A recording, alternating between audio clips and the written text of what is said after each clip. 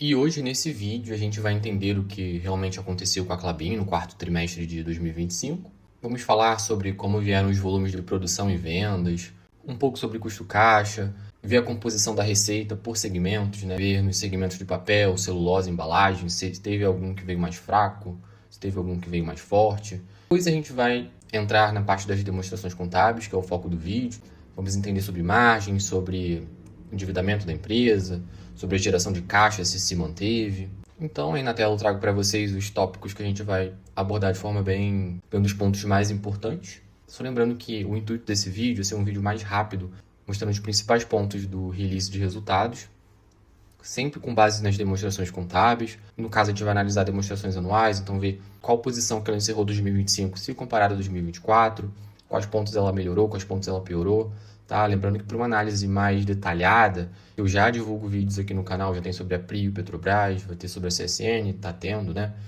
Vai ter sobre a Vale, vai ter sobre essas empresas. Vídeos mais detalhados, que a gente aborda desde o que a empresa faz, o modelo de negócios, analisa as demonstrações também para entender como é que ela está financeiramente, mas nesses vídeos tem aí o intuito de tentar estimar, né? Chegar a um valor, então eu trago várias informações para vocês de tendências que eu vejo em dados aí dos últimos 5 anos, para a gente poder avaliar se é um investimento para longo prazo, tá? Esse aqui é propriamente ver o que ela melhorou ou piorou em relação a um ano e outro para dar uma situada em como está a situação financeira dela, tá? Lembrando que se vocês querem investir na empresa assim a longo prazo, eu recomendo vocês verem os outros vídeos de análise, que tem muito mais informação, é muito mais complexo. Mas já falei muito aqui, vamos começar para não ficar um vídeo muito longo. Começando aí pela produção e vendas. Então, começando aqui, vejam essas 3 colunas aqui, que são as importantes, tá? Que a gente está comparando uma base anual, então foquem nessas. A gente vê aí que em todos os segmentos ela cresceu um pouco, em alguns mais do que... Na verdade, ela cresceu 3% em todos, tá? No caso, ela só separa aqui em celulose e papéis. Vejam que ela foi de 1.500 para 1.557. E em papéis de 2.681 para 2.762. Então, ela teve um crescimento aí de 3% nos dois, tá? E fechou aqui anualmente com a produção aí de 4.319 para 4.186. Então, ela está produzindo mais, tá? Ela agregou alguma coisa na sua capacidade produtiva. Isso é bom. E o nosso intuito aqui é bem simples mesmo, tá, pessoal? A gente só quer entender se a empresa conseguiu produzir mais e se ela conseguiu vender mais. E caso não tenha conseguido identificar em qual segmento teve ali, né, uma redução. Lembrando que isso é em volume. A gente está falando em unidades aí de 1.000 toneladas. Então a gente viu que a Klabin fechou em 2025 com volume de produção total de 4.319.000 toneladas. E agora que vimos a produção, vamos ver as vendas. Já quando a gente está falando de volume de vendas, vejam que cresceu também. Ela foi de 3.870 para 4.000, então teve um crescimento de 4%, tá? E ela separa isso em 3 segmentos: celulose, papéis e embalagens. E a gente vê que o que mais cresceu foi celulose, com 6%, ela vendeu mais, e os outros ficaram aí na casa dos 3%. Então, foi em linha com o aumento da produção. Ela conseguiu vender um pouco mais, conseguiu produzir um pouco mais, mas foi bem pouco, né? Foi na casa dos 3, 4%. Então, até agora, a gente está vendo uma tendência positiva, ela está conseguindo aumentar esse volume de vendas, a capacidade produtiva, mas ela já é grande, né? Então, a gente vê que não é um aumento assim de 10%, 15%, aumentos aí na faixa de abaixo de 5%. Mas está crescendo, tá? Seguindo, a gente vai dar uma olhada agora rapidamente no custo caixa. Qual vai ser o nosso intuito aqui no custo caixa, né? Como eu estava falando. Vai ser ver se ela conseguiu reduzir. Basicamente isso, tá? Eu não vou focar muito aqui, esse vídeo não é para ser detalhado. E também não é para mostrar também a composição do custo caixa para vocês. Apesar que vejam aqui que a maior parte é de fibras, né, no caso. O material aí, o principal insumo dela, tá? Nosso objetivo aqui é simplesmente ver se aumentou ou diminuiu de um ano para o outro. Ela conseguiu reduzir esse custo caixa ou ela não conseguiu. Porque a tendência é aumentar aí com a inflação. Então, né? E foi o que a gente viu aqui com a Klabin. Então, ela não conseguiu reduzir. Ela foi de 1.201. No caso, ela bota em dólar aqui, tá? Ela foi de 223 dólares por tonelada para um custo caixa de 231. Então teve um aumento aí de 7% e, né, então não conseguiu reduzir isso. Isso é um problema? No caso, a gente teria que olhar, não o custo caixa isolado, tá? A gente teria que olhar, ver também o quanto ela ganha, quanto ela recebe para ver as margens, tá? A gente teria que ver o quanto ela ganha por tonelada para bater do custo caixa e ver quanto sobraria para ela. A gente teria que ver essa diferença. Mas E eu também não gosto muito de ficar focando em custo caixa, tá? Eu gosto de ver as despesas na demonstração de resultado, que é o que a gente vai ver. Só para vocês que não sabem, não estão familiarizados com custo caixa, são todos os custos que a empresa teve que literalmente desembolsar em caixa. Então, por exemplo, se ela comprou, sei lá, madeira porque acabou a dela, e se ela comprou e saiu o dinheiro do caixa dela, isso foi um custo caixa, isso entra aqui provavelmente em fibras, né? Depende de como ela depende de como ela separa isso. Mas digamos que ela comprou a prazo e ainda não pagou, isso não vem como custo caixa. Então, como segue o regime de caixa, né? Se baseando apenas no que entra e sai do caixa, isso não me diz muita coisa. Então, não é uma coisa que eu fico aí focando muito, só tento ver se ela está conseguindo uma tendência de redução, tá? E se não está crescendo ano após ano. A gente viu aqui que cresceu, não foi um ponto favorável para a Klabin, tá? Mas também é o que se espera que se cresça. Se uma empresa consegue reduzir, a favor dela, tá? Vamos seguir aí com a composição da receita. Então vejam aí que ela cresceu em todos os segmentos, a receita, com exceção do segmento de celulose, tá? Ela começou 2024, ela fechou 2024 com 19 bilhões aí de receita e fechou 2025 com 20, quase 20,700, né? Olhem aqui, embalagens também cresceu, 13%, papéis cresceu 7%, e celulose, no caso aqui, caiu 4%. Mas nas vendas, a gente viu que ela aumentou a venda de celulose. Então, isso aqui indica pra gente que o que aconteceu com a celulose foi uma queda do preço, tá? E afetou a receita, que o preço deve ter caído, e ela, mesmo assim, ela aumentando as vendas, não compensou um pouco.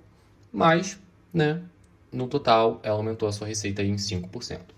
Isso é bom, mas numa empresa do tamanho da Klabin, a meu ver, é mais importante a gente focar aí no crescimento do lucro bruto, tá? Porque mesmo que ela não consiga crescer a receita, se ela está crescendo a níveis baixos, se ela consegue reduzir seus custos, ela consegue crescer o lucro bruto a uma porcentagem maior, uma taxa maior, e isso pode ser muito bom. Não só o lucro bruto, mas também as suas despesas administrativas, tudo que ela conseguir reduzir de custo é muito bom para as empresas já grandes, tá? Então vamos seguir, essa foi a parte da composição da receita, para vocês verem aqui que ela divide em celulose, papéis e embalagens, né?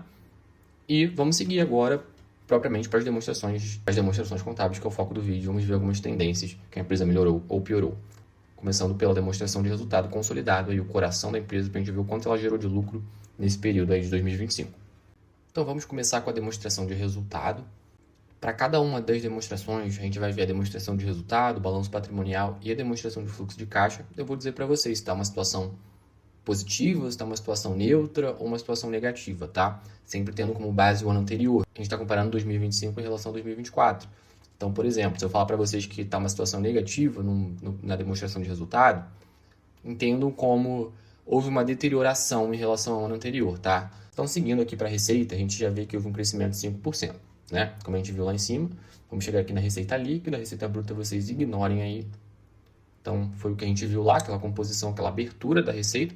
E vejam que o custo dos produtos vendidos aumentou 13%, tá? Então aumentou mais do que a receita, isso aqui não é bom pra gente. Foi o que ocasionou também aqui o lucro bruto, a queda do lucro bruto em 1%. Então o lucro bruto diminuiu, pessoal. A receita cresceu um pouquinho, mas os custos dos produtos vendidos cresceram mais do que a receita. Então houve uma diminuição aqui do lucro bruto, isso pra gente não é bom. Mas foi uma diminuição tão pequena, de 1%, que dá pra gente dizer que ficou mesmo, tá? Se manteve estável, ficou por ali, então não houve um crescimento assim. E o que a gente vai querer ver no ano seguinte é ver se esse aumento de receita, né, a empresa vai conseguir transformar em um lucro bruto maior, reduzindo esses custos dos produtos vendidos aqui, tá? Eu sei que a empresa cresceu a receita sem olhar para os custos aí a um primeiro momento, para garantir aquela receita, e logo depois ela vai trabalhar ali em cima para reduzir os custos. Isso só dá para ver olhando mais de um ano, tá? O que a gente tem aqui é que o lucro bruto caiu, uma situação desfavorável aí para a Klabin. Olhando despesas de vendas e administrativos logo embaixo aqui, que a gente tem, né? Isso aqui é muito importante vocês olharem isso em relação ao lucro bruto, tá? Para ver se isso está crescendo, se isso está diminuindo. Não só se está crescendo e diminuindo, mas qual é o tamanho em relação ao lucro bruto. Eu falo tudo isso com vocês nas análises mais detalhadas. Vamos avançar um pouco aqui para não ficar um vídeo muito extenso.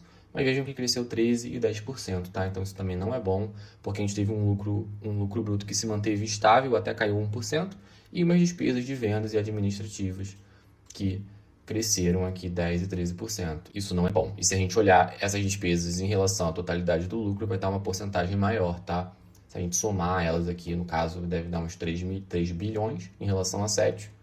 é maior do que, né, digamos aqui, essas duas somadas que davam na casa de 2.700 em relação a 7. Então, uma situação desfavorável para a Klabin também em relação às despesas administrativas. A gente chega a um resultado operacional, né, antes das despesas, antes do resultado financeiro como um todo, né, quase nada estável também, não cresceu nada.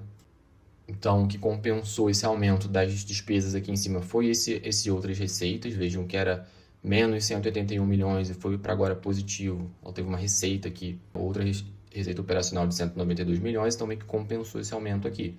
E que fez ela manter o mesmo resultado antes do resultado financeiro aqui, na casa dos 4.480. Agora, vamos ver se o resultado financeiro dela melhorou ou piorou. A gente sabe que ela tá com uma dívida alta, vamos tentar entender aqui. O resultado dela, a gente já vê logo aqui, ó, total do resultado financeiro, né? Tava de 2.227 e foi para 2.100. Então, houve uma melhora aí, uma redução de 6%. Vamos tentar entender o que aconteceu. E o que aconteceu aqui para esse número de 2.227 diminuir? Primeiro, a gente tem a separação aqui em despesa e receita, né? Vejam que aqui em despesas financeiras aumentou 15% e receita financeira aumentou também 15%. Ó, foi de 2.690 para 3.98 e de 755 para 872. Então, o que aconteceu? Ela manteve o caixa, né? O caixa dela rendeu mais também, mas ela também pagou mais em juros aí da dívida dela, tá? O que aconteceu para reduzir esse valor aqui foi também a questão das variações cambiais, tá? Mas percebam que elas meio que uma compensaram a outra. Aqui a gente tinha a empresa com 344 de variações cambiais dos ativos e aqui com 469 de variação cambial dos passivos. Então a gente fica com a empresa na casa de uns 100 e poucos milhões positivos, se a gente somar um com o outro. E aqui era o contrário, a gente tinha aqui um negativo de 1.318 e 1.025 positivo aqui, isso ficava com a empresa 300 e pouco, né? 200 e pouco, quase 300 negativo. Mas o que é isso aqui, né, da variação cambial? Isso mostra pra gente uma coisa, pessoal. Tá equilibrado, tá? Os ativos e os passivos dela em relação à moeda estrangeira tá equilibrado. Quando vocês verem aqui variações cambiais passivos, pensem nisso como, sei lá, dinheiro que ela deve em dólar, né? Então, aqui em 2024, como o dólar estava subindo e ela devia em dólar, acabou que, né, pesava mais para ela, era mais caro ela pagar conforme o dólar ia subindo. E aqui, então isso deu um efeito negativo aqui na variação para ela, né? Mas em compensação, ela tinha dinheiro em dólar no caixa dela. Então, se ela tinha o dólar estava R$5 e 2024, sei lá, bateu 6 e pouco, esse dinheiro que ela tinha em dólar também houve um ganho desse dinheiro em dólar parado que ela tinha no caixa dela. Então, né, isso aqui meio que compensou um com o outro, tá equilibrado. E que em 2025 foi o contrário, né? O dólar começou a cair, então ela começou a perder, começou a valer menos, né, o dólar que ela tinha parado. Então houve uma queda aqui nos ativos, né, variação cambial dos ativos. Mas em compensação, a dívida dela que ela tinha em dólar começou a ficar mais barata. Então tem esse efeito de variação cambial aqui positivo na variação cambial dos passivos. É basicamente isso, tá? A questão do dólar subiu aqui em 2024 e o dólar caiu aqui em 2025, mas como ela tem isso balanceado, eles meio que se anulam. Então não afetaram o resultado financeiro dela. Isso é muito bom. A gente vai ver a Suzano no próximo vídeo e é o completo contrário disso, tá? Então a empresa está conseguindo fazer um hedge aí, digamos assim, basicamente só entre seus ativos e passivos financeiros, sem ter que fazer instrumentos derivativos. Pode até fazer o que eu acho que ela faz, né? Aqui ela faz um hedge de fluxo de caixa também. Ela utiliza-se de hedge, mas está equilibrado aí os valores que ela tem em dólar no ativo com o passivo, então isso é muito bom. Então com isso ela fechou um resultado financeiro negativo aqui de 2 bilhões e 100, com um resultado de 4.480 que a gente tinha anterior. A gente chega aqui a um resultado a um lucro antes do imposto de renda na casa dos 2.370 e comparado ao ano anterior, 2.269. Então houve um crescimento de 5%, é bom também. E vejam que o que impactou o lucro dela caiu 18%. Aí você pode pensar, nossa, o que aconteceu aqui? A empresa está muito pior. Operacionalmente ela não tá, pessoal? Vejam que com tudo isso aqui, ela conseguiu ainda gerar um crescimento aí na casa dos 5% no seu lucro antes do imposto de renda, mas aconteceu de ela pagar mais imposto de renda aqui em 2025 do que em 2024, tá? Então, essa queda no lucro líquido dela vem aqui do imposto de renda que ela pagou, tá? Isso como tem diferido no meio, então a empresa vai controlando isso, vai controlando o momento, digamos assim, que ela paga, tá? Então, tem períodos que fica maior ou menor isso aqui. Então, vejam que a queda do lucro, né, não foi operacional, foi, no caso aí, ela pagou mais imposto nesse período aqui. E nessa questão de imposto de renda, tem a questão do imposto de renda diferido também, que eu não vou entrar em detalhe aqui. Em próximos vídeos eu posso detalhar isso melhor, tá? Mas resumindo, a queda do lucro da Klabin foi basicamente imposto. Isso foi demonstração de resultado, tá uma tendência neutra. Por quê? O lucro bruto caiu, mas caiu tão pouco que praticamente ficou estável. O crescimento da receita dela foi totalmente engolido, digamos assim, pelo aumento do custo também que ela teve. Então, o lucro bruto ficou ali estável. As despesas operacionais cresceram um pouco, isso é um aspecto negativo, mas ela conseguiu ali com outras receitas operacionais manter estável também. O resultado financeiro dela melhorou um pouco, mas a gente viu ele também tem a questão da variação cambial, então basicamente ficou estável também. E a questão da redução do lucro foi um aspecto aí do pagamento do imposto de renda do período. Então, um aspecto neutro para demonstração de resultado, basicamente ficou em linha com o que estava oferecido no ano passado. Vamos agora... No caso, eu vou finalizar o vídeo aqui, tá bom? Na segunda parte eu trago para vocês aí o balanço patrimonial e a demonstração de fluxo de caixa para a gente encerrar essa análise do quarto trimestre da Klabin. E eu vou liberar o vídeo aí já no dia seguinte, ao dia que eu tiver liberado esse vídeo aqui, beleza? Então, muito obrigado por assistirem até aqui. Peço que se inscrevam no canal se gostaram do vídeo. Vejo vocês no próximo vídeo.